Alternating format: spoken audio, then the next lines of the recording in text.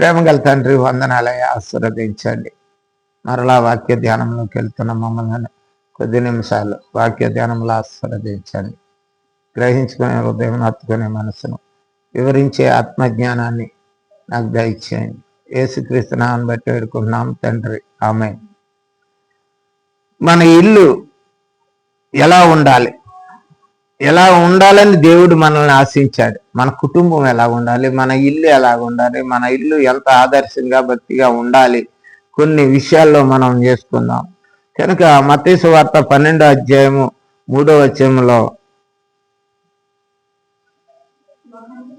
యోహాను సువార్త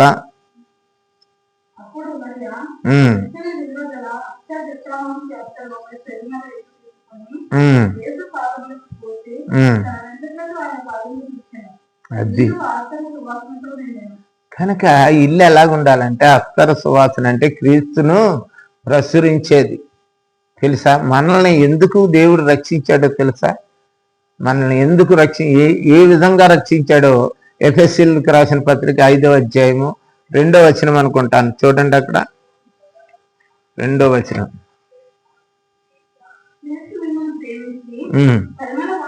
పరిమళ వాసనగా ఉండాలని ఆయన ఆశించి ఆయన పరిశుద్ధ రక్తంతో కడిగి శుద్ధీకరిస్తే మన ఇల్లు కంపు కొడుతుంది. చెడ్డ మాటలు, చెడ్డ ఆలోచనలు, చెడ్డ పరిస్థితులు, చెడ్డ స్థితిలో ఉన్నప్పుడు దేవుడు అంటున్నాడు, మరియలాగా యేసు పాదాలు కడిగినటువంటి ఆ మరియ అత్తరుతో, ఆయన జటామాంస అత్తరుతో నెత్తి మీద నుంచి అభిషేకం చేసినటువంటి మరియ ఆ ఇల్లంతా సువాసన కొట్టింది. అటువంటి సువాసన క్రీస్తును కలిగిన సువాసన, క్రీస్తును కలిగినటువంటి సువాసన. కనుక అది ఊరేగించేదిగా నీవు ఇల్లు ఉన్నదా? ఒక మాట చూడండి, కొరింథీయులకు రాసిన 2వ పత్రిక 1వ అధ్యాయం 14వ వచనంలో, 1:14,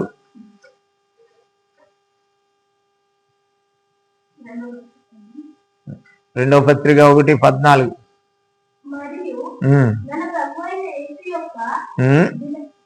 2:14 ఏమో చూడండి.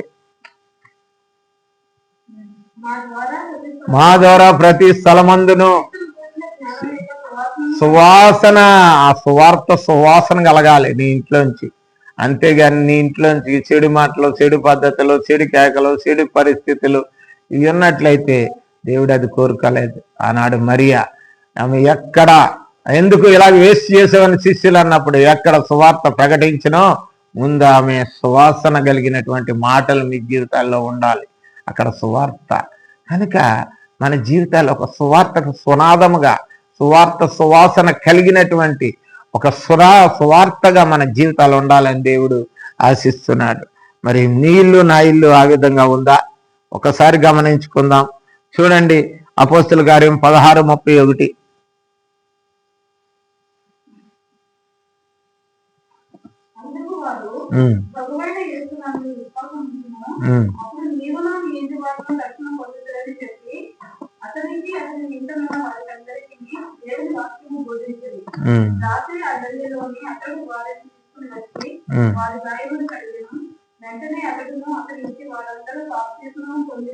అదే జైలధికారి మరి ఆ యొక్క ఇంటి వారు రక్షణ పొందిన ఇల్లుగా చేయబడ్డారు.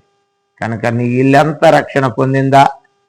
యేసుక్రీస్తు కోరుకుంటున్నాడు, నువ్వు ఒక్కదానో రక్షణ పొందటమో, నువ్వు ఒక్కడవే రక్షణ పొందటమో కాదు, నీ ఇల్లంతా రక్షణ పొందాలి. దేవుడు కోరుకుంటున్నది నీ ఇల్లు ఆ విధంగా ఉండాలి. తన ఇల్లు రక్షణ పొందిన ఇల్లుగా ఆశించాలనుకుంటున్నాడు. మత్తయి సువార్తలో మరి జకయ్య గురించి మాట్లాడినప్పుడు లూకా సువార్త 19వ అధ్యాయం 9వ వచనంలో,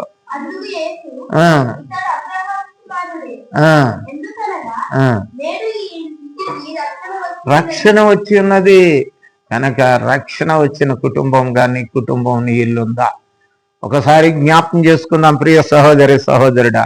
మొదటిది క్రీస్తును సువార్త ప్రకటించే సువార్తపు ఇల్లుగా సువాసన కలిగి ఉందా? రెండవది క్రీస్తు యేసును కలిగిన రక్షణ కలిగిన కుటుంబంగా నీ కుటుంబం ఉన్నదా? మూడవది ఏమిటంటే యోహాను సువార్త 24:15, యెహోషువ 1:24-15 ఒక తీర్మానం కలిగిన కుటుంబం. ఏమి తీర్మానమయ్యా అంటే, నేనును నా ఇంటి వారును యెహోవాను సేవించెదము. మీరు సరిగ్గా చదవండి అది 24 యెహోషువ 24:15.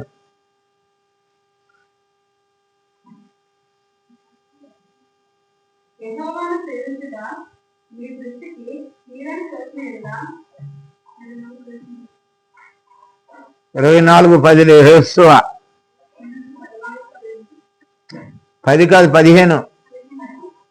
యెహోవాను సేవించుట మీ దృష్టికి తీరని తోచినట్లా ఆ, మీరు ఎవరిని సేవించుటరో ఆ, వారిని అందరికీ మీ పుస్తకము సేవించిన దేవతలను సేవించుటరో ఆ, అమూల్య ద్రవ్యములను మీరు సేవించుచున్నారే ఆ, దేవతలను సేవించుటరో మీరు కోరుకున్నది.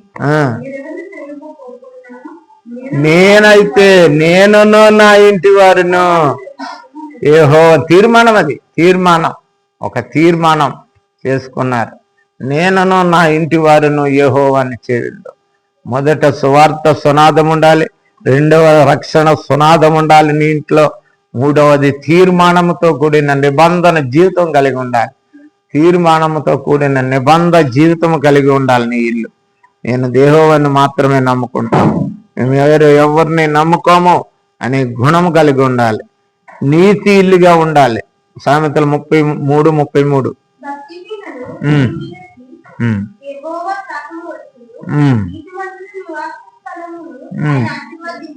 ఆశీర్వదించు. నీతిమంతుని ఇల్లులా ఉండాలనుకుంటున్నాడు కనుక నీ ఇల్లు నీతిమంతుని ఇల్లుగా ఉందా? కొన్ని 10:12 సామెతలు నిలుచును. కనుక నీతిమంతులుగా ఇల్లు ఉన్నట్లయితే నీవు మరి దేవుని ఆశీర్వాదము, దేవుని దీవెనలతో నిత్యము నిలుస్తుంది. కనుక అదే 15:6 చూడండి సామెతలు.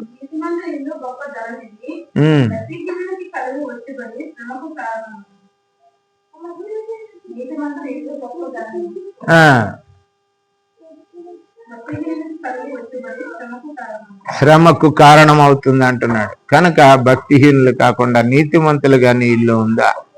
మొదటి దిన వృత్తాంతాలు 13:14 చూడండి.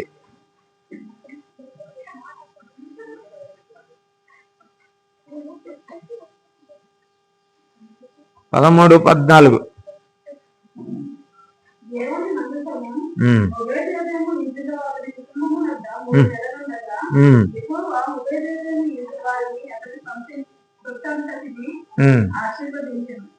కనుక నీ ఇల్లు దేవుని సన్నిధి కలిగిన ఇల్లుగా ఉందా?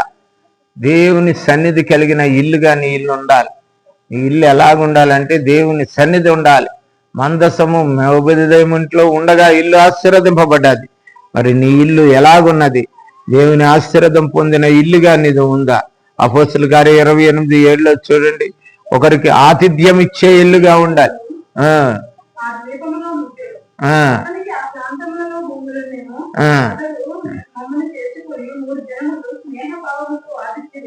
ఆతిథ్యం ఇచ్చే ఇల్లు, దైవ సేవకులకు గాని దేవుని బిడ్డలకు గాని ఆతిథ్యం ఇచ్చే ఇల్లుగా నీ ఇల్లు ఉన్నదా? ఇంకొకటి చూసుకుందాం. సామెతల గ్రంథము 14:1.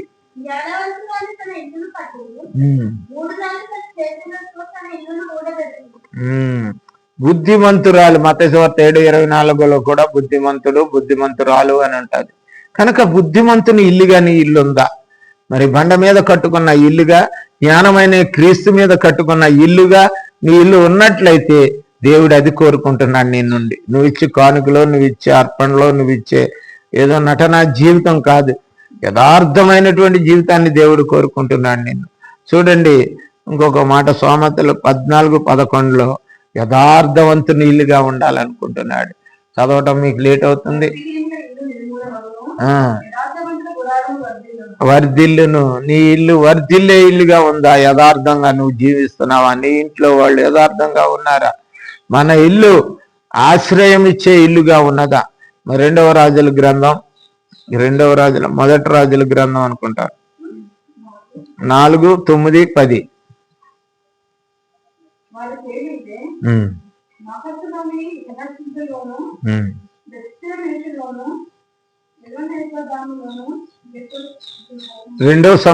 రెండవ రాజుల మొదటి రాజుల మొదటి రాజులు చూడండి.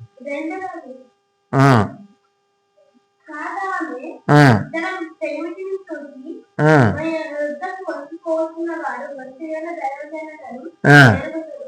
ఆ, కావున మనము అతనికి గోడ మీద ఒక కిందని కట్టించి ఆ. అందులో అతని కొరకు మంచము పల్ల పీత జీత స్తంభము ఉంచుదామని అద్భుతము. అతడు మన యొద్దకు వచ్చినప్పుడల్లా అందులో బస చేయవచ్చునని చెప్పాను. కనుక దైవజనుల్ని ఆతిథ్యం ఇచ్చే గృహం. మరి ఆ ఇల్లు సునేమిరాలైనటువంటి ఆ ఇల్లు దైవజనుడు అయినటువంటి మరి ఎలీషాకు ఆశ్రయం ఇచ్చినటువంటి ఇల్లుగా మరి అది ఉన్నది. కనుక నీ ఇల్లు దైవజనులకు ఆశీర్వాదం ఇచ్చే ఇల్లుగా ఉన్నదా?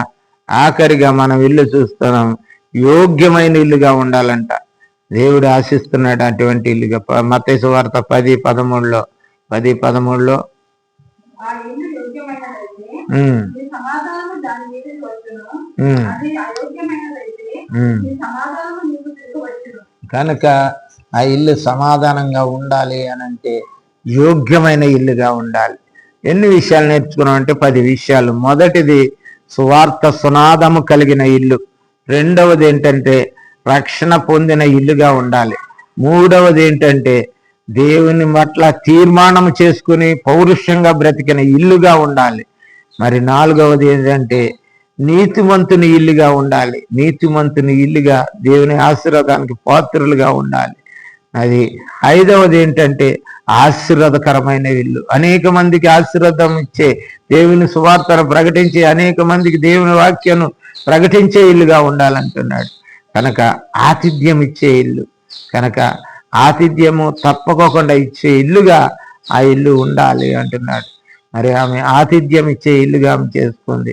జ్ఞానంతో బుద్ధి గల ఇల్లుగా. మరి మత్తయి సువార్త 7:24 మరి బుద్ధి గల వాళ్ళు ఇల్లుగా ఉండాలి, జ్ఞానంతో నిండినదిగా ఉండాలన్నాడు. తర్వాత యథార్థవంతుని ఇల్లుగా ఉండాలని 14:11 కనుక నిన్ను ఆశ్రయం ఇచ్చి ఇల్లుగా ఉండాలంటున్నాడు. మన ఇల్లు దేవునికి ఒక యోగ్యమైన ఇల్లుగా ఉన్నట్లయితే దేవుని కోరుకుంటున్నది అదే నీ నుండి. నీ కానుకలు కానీ నీ యొక్క మరి ఏది కోరుకోవట్లేదు ఆయన కోరుకునేవి ఇవే. ఈ 10 సంగతులు నీ జీవితంలో, నీ కుటుంబంలో, నీ ఇంటిలో ఉంటే అటువంటి ఇల్లుగా నువ్వు కట్టబడినట్లయితే దేవుడు నీ ఇంటిని ఆశీర్వదిస్తాడు. నిన్ను, నీ ఇంటి వారిని, నీ కుటుంబాన్ని, నీ సమస్తాన్ని ఆశీర్వదించడానికి ఆయన సిద్ధముగా ఉన్నాడు. ఒక చిన్నది చేద్దాం, ఒక చిన్నది.